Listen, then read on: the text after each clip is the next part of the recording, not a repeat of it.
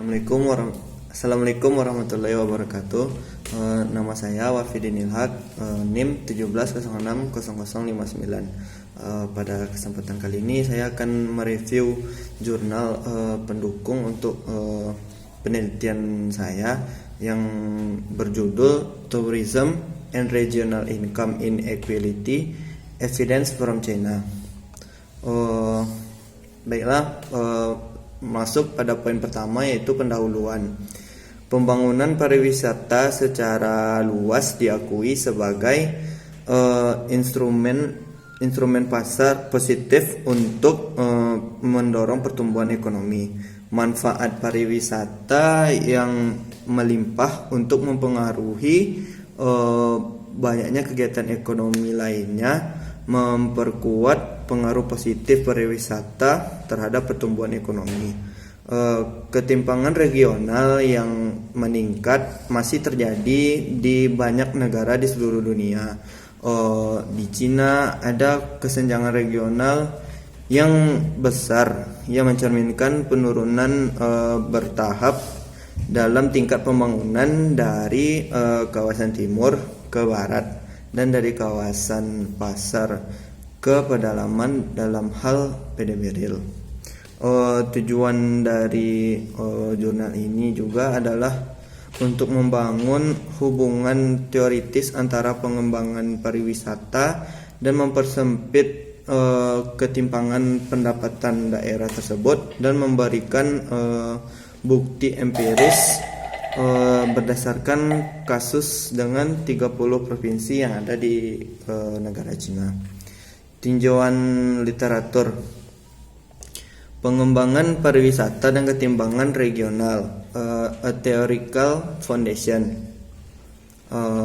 Pariwisata terkait erat dengan sejumlah sektor ekonomi lainnya seperti pertanian, konstruksi, dan juga retail. Dan dengan demikian perkembangannya berpotensi menghasilkan eksternalitas positif pada bagian perekonomian lainnya. Pembangunan pariwisata juga dapat mendorong produktivitas industri lainnya melalui substitusi dan integrasi industri dan mengarah pada perubahan struktural. Poin yang kedua, pariwisata dan pertumbuhan ekonomi, konsep dan pengukuran. Sebagian besar penelitian sebelumnya hanya menganalisis hubungan antara pariwisata internasional dan pertumbuhan ekonomi, yang mengabaikan kontribusi pariwisata domestik terhadap pertumbuhan ekonomi. Terlepas dari masalah ketidaktersediaan data, alasan lain untuk menghilangkan pariwisata domestik adalah karena pengaruhnya terhadap pertumbuhan ekonomi tidak dapat dijelaskan oleh kerangka hipotesis TLG atau sebagai bagian dari perdagangan internasional.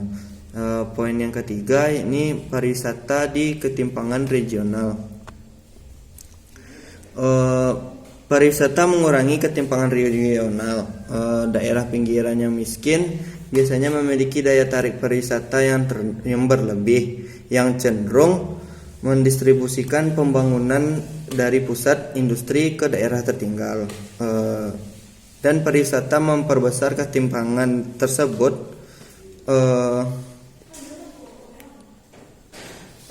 Distribusi pariwisata yang tidak merata mencakup satu atau beberapa kawasan inti kaya pariwisata dan beberapa kawasan yang kurang berkembang. Baiklah, selanjutnya poin ketiga, metodologi. Yang pertama, kerangka konvergensi bersyarat. Konvergensi mempresentasikan kecenderungan berbagai ekonomi untuk mencapai tingkat pembangunan ekonomi yang setara. Selanjutnya, estimasi lokal. Heterogenitas dalam ketergantungan spasial menyebabkan ketidakstabilan struktur pada parameter, yaitu efek spillover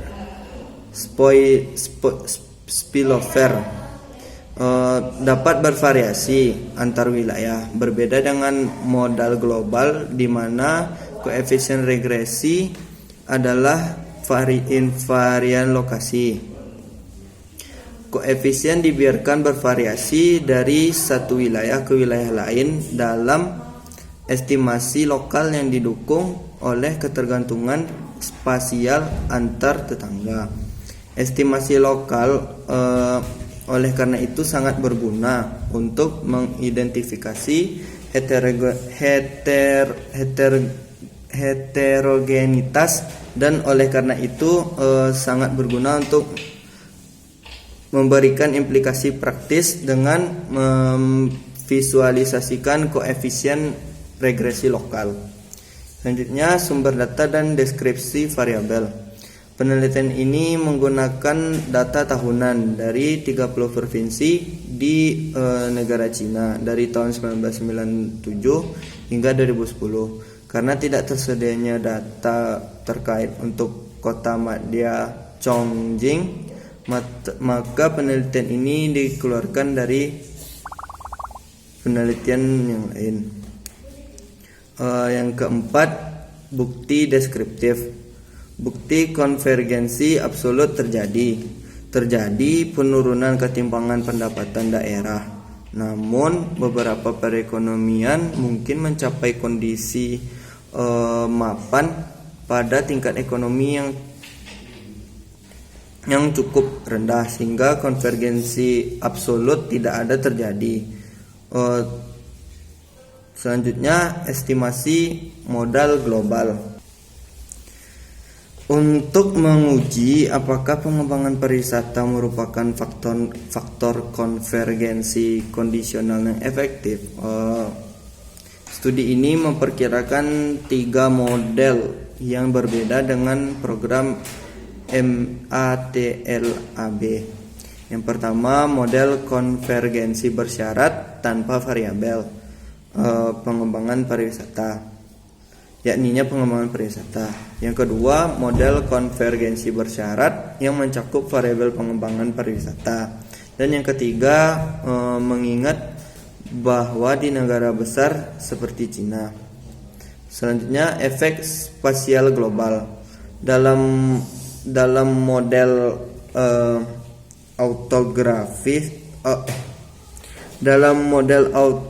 autoregresif spasial, koefisien regresi saja tidak sepenuhnya menjalankan pengaruh variabel penjelas terhadap variabel dependen, karena adanya umpan balik spasial dan efek spillover seperti yang dikemukakan oleh Lesage dan Pace tahun 2009. Efek langsung tidak langsung dari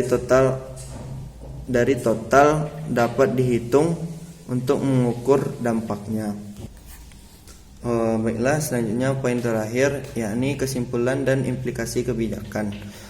Studi ini mencoba melengkapi literatur dengan menyelidiki hubungan teoritis dan empiris antara pengembangan pariwisata dan ketimpangan pendapatan daerah.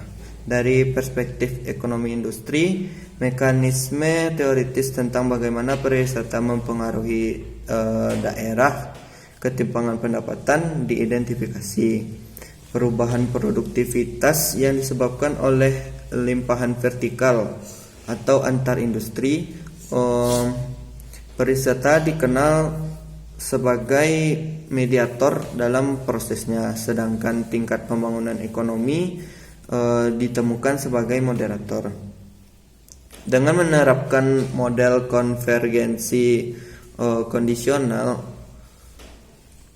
dan teknik estimasi data panel dinamis, studi ini secara empiris menguji pengaruh dan pentingnya pariwisata dalam mengurangi ketimpangan regional di Cina. Ini tidak hanya menguji pengaruh total pariwisata pada konvergensi regional, tetapi juga mengeksplorasi jenis pariwisata mana yang lebih efektif. Sekian review jurnal dari saya. Maaf atas segala kekurangannya. Assalamualaikum warahmatullahi wabarakatuh.